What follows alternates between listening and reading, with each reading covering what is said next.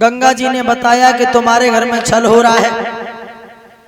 गौतम ऋषि भागे हैं और मुर्गा बना हुआ बैठा है चंद्रमा घर के बाहर।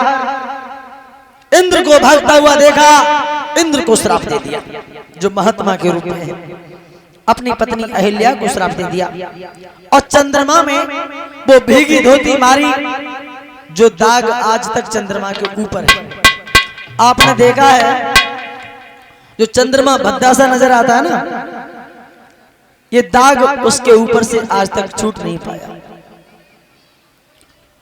जो ठोकर से गिर जाता है उसे कोई न कोई उठाता है, जो नजरों से गिर जाता है उसे कोई उठा नहीं पाता है।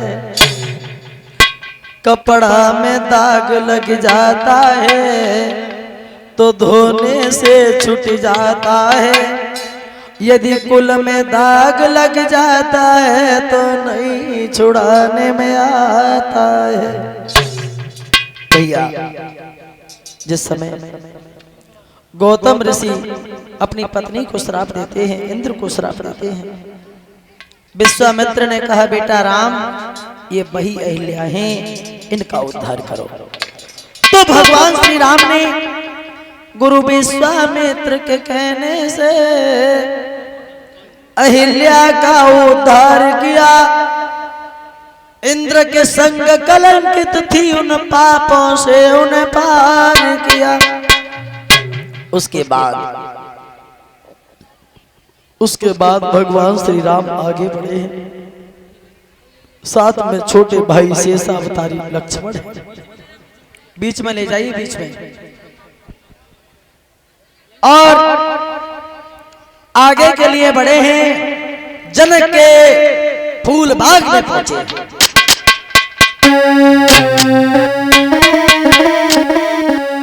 चले हैं रघुराई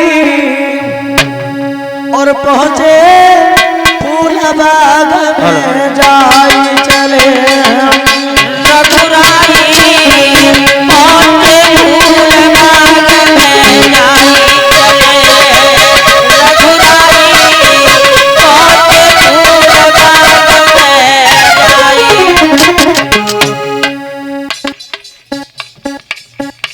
अरे थी वो द्वार की पूर्णमासी, द्वार की पूर्णमासी, थी वो द्वार की पूर्णमासी, वो द्वार की पूर्णमासी, जात न रुके अवधपुरवासी, जात न रुके अवधपुरवासी। खुशी दिल में छाई, पहुंचे फूल बाग में जाई। खुशी दिल में छाई, पहुंचे फूल बाग में जाई। खुशी दिल में छाई, पहुंचे फूल बाग में जाई।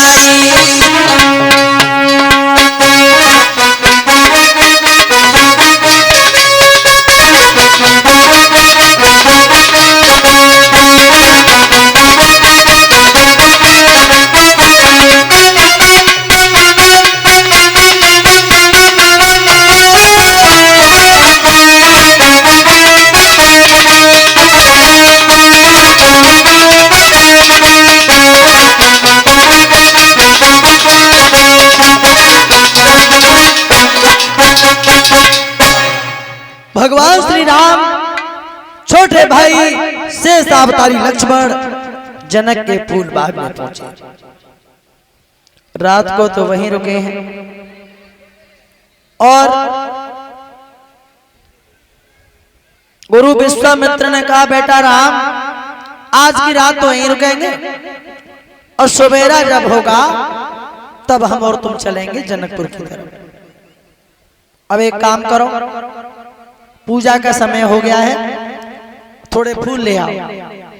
तो भगवान श्री राम गुरु विश्वामित्र के कहने से उनकी अपने छोटे भाई लक्ष्मण को साथ लेकर के जब फूलबाग में गए हैं, श्री हरिहर क्षेत्र में व्यास नंदन श्री सुखदेव जी समझाने लगे, हे राजन परीक्षित, उसी दिन 22 समय पे सीता जी सहेलियों को साथ लेकर के और बाग में घूमने के लिए माताओं आई हैं। सीता की एक सहेली सीता जी से बिछड़ गई और बिछड़ करके भगवान श्री राम के पास पहुंच गई।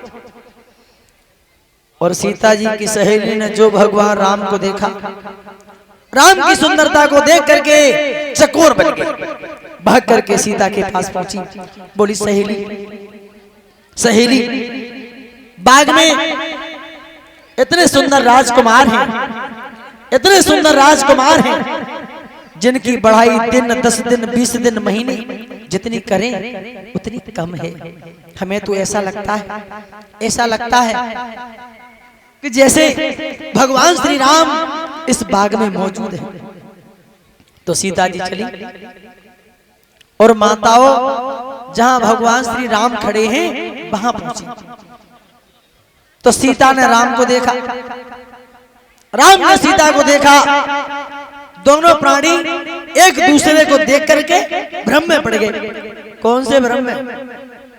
कौन से भ्रम में पड़ गए?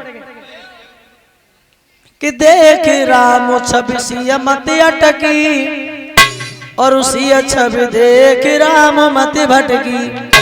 भगवान श्री राम ने सीता को देखा है, सीता ने राम को देखा है, दोनों प्राणी भ्रम में पड़ जाते हैं।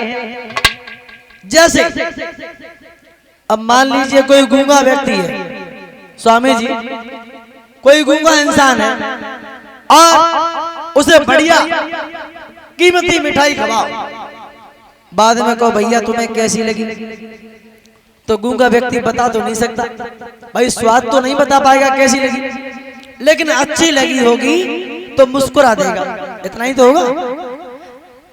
अच्छी लगी होगी तो मुस्कुरा देगा। जैसे चोर की स्त्री, चोर की स्त्री खुल के रो नहीं सकती क्योंकि समाज का डर है, पुलिस का डर है। जैसे चोर की स्त्री खुल के रो नहीं सकती, सीता अपने दिल की कहानी कह नहीं सकती।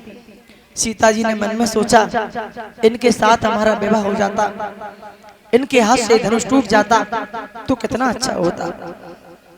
सीता जी सोच रही हैं और उसी बाग में भोले बाबा की पत्नी गिरजा का एक मंदिर है। उस मंदिर में सीता जी जब पूजा करने के लिए गई माताओं, तो मां गिरजा प्रकट हो गई और एक कहा बेटी सीता, जिसे तुम आत्माओं से चाहोगी उसी के हाथ से धनुष टूटेगा। चाहे कितने भी बहादुर क्यों न लग जाएं, लेकिन किसी के हाथ से धनुष टूट नहीं सकता। अब सीता जी वहां से आगे बढ़ी हैं। भगवान श्री राम फूल लेकर के गुरुजी के पास पहुंचे हैं। सवेरा जब हुआ है, भगवान श्री राम चले हैं, तो वो जनकपुरी नव दुल्हन की तरह से सजाई गई थी। गोस्वामी तुलसीदास ने लिखा, उन्होंने लिख दिया रामायण में,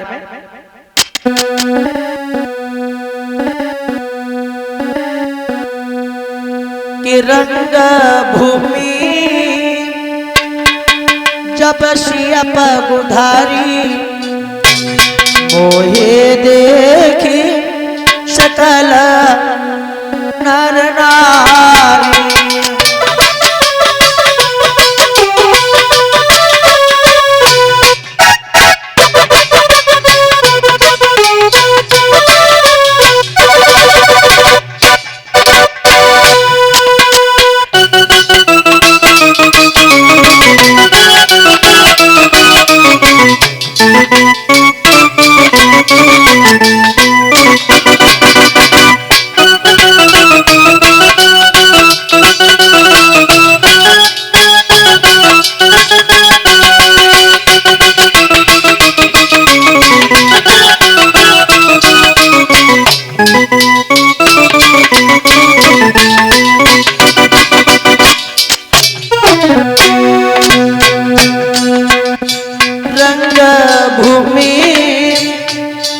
जब शियप उधारी मोहे देखी शकल करना।